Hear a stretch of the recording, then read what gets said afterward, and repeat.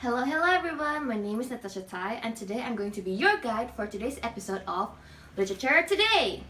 So, today's episode is going to be about folk literature. Now, folk literature has been with us since day one, and it's about time we give them the credit that they need.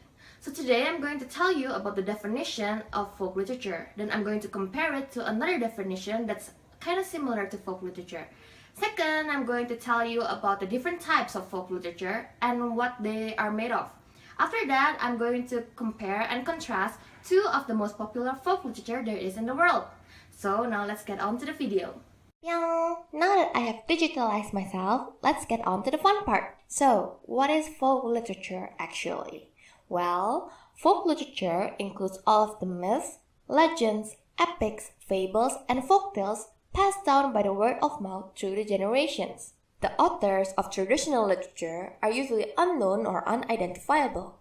Folk literature, regardless of its place of origin, seems to clearly have arisen to meet a variety of human needs, which are 1. The need to explain the mysteries of the natural world. 2. The need to articulate our fears and dreams. 3. The need to impose order on the apparent random, even chaotic nature of life. 4. The need to entertain ourselves and each other. Folk literature is not to be confused with historical literature because while folk literature is totally fictional, historical literature can contain some truths in it. Historical literature is a literary genre in which the plot takes place in a setting located in the past. An essential element of historical fiction is that it is set in the past and pays attention to the manners, social conditions, and other details of the period depicted. Authors also frequently choose to explore notable historical figures in these settings, allowing readers to have a better understanding how these individuals might have responded to their environments. An example of a famous Indonesian folk literature is Sangkuriang, while for historical literature, we have Rahasia Mede Misteri Harta Karun VOC by E.S. Ito. Folk literature can be further classified by what they are written about. First, we have myths. Myths are stories that recount and explain the origin of the world and the phenomenon of nature. The characters are mainly gods and goddesses, with occasional mention of humans, and the setting is high above earth in the home of the gods. Myths often mirror human nature and the essence of our sometimes primitive emotion, instincts, and desires. Some folklorists believe that myths are the foundation of other ancient stories. Second, we have epics. Epics are long stories of human adventure and heroism, recounted in many episodes, often in verse. Epics are grounded in mythology, and the characters can be both human and divine. However, the hero is always human. The setting is earthly, but not always realistic. Third, we have legends and tall tales. Legends are stories based on real or supposedly real individuals and their marvelous deeds. Legendary characters such as King Arthur and Robin Hood are a tantalizing mix of realism and fantasy. Tall tales are highly exaggerated accounts of the exploits of persons, both real and imagined, so they may be considered a subcategory of legends. Though, with much more recent origin, tall tales usually defy logic and are usually without moral lessons.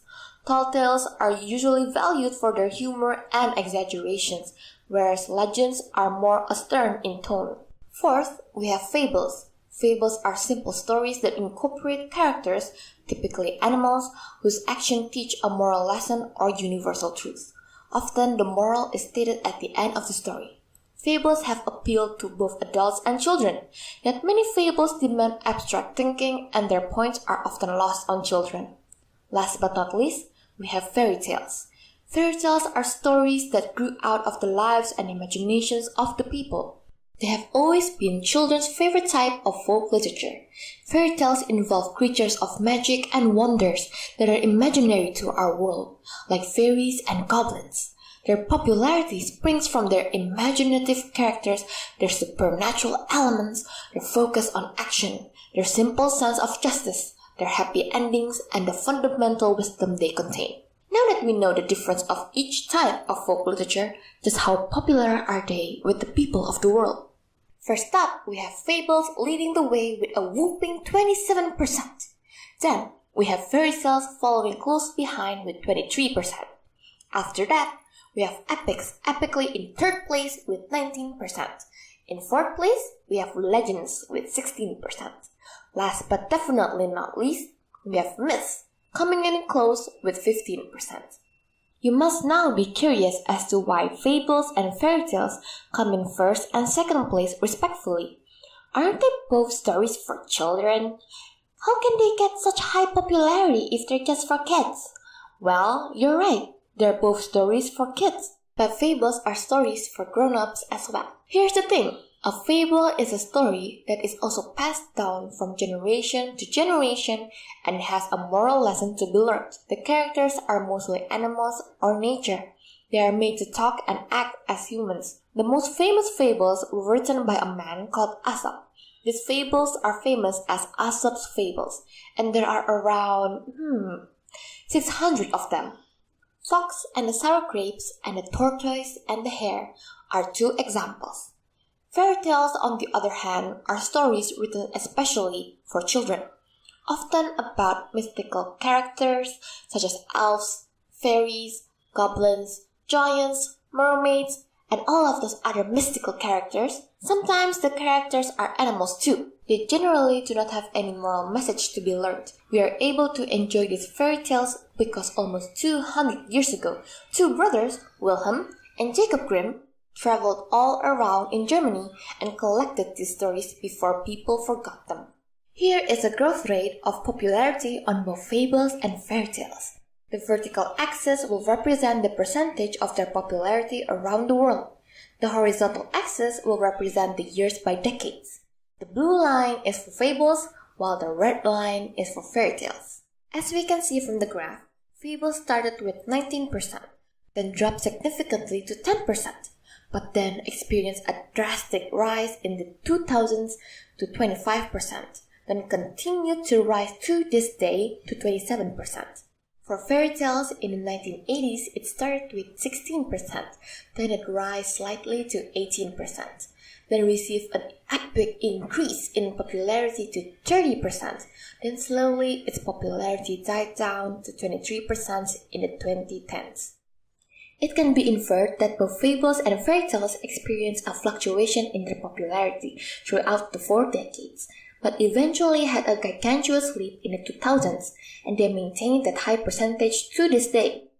In the end, why should you read folk literature anyway? Well, my peeps and peoples, folk literature embodied the culture's belief system, and they contain fundamental human truths by which people have lived for centuries. Knowing the characters and situations of folk literature is part of being culturally literate. Folk literature can help children begin to develop a sense of morality. It helps children to sort out good and evil in the world and to identify with the good. And that's pretty much it for today's Literature Today. I hope you find today's episode intuitive and informative for the future. Thank you for watching and good day.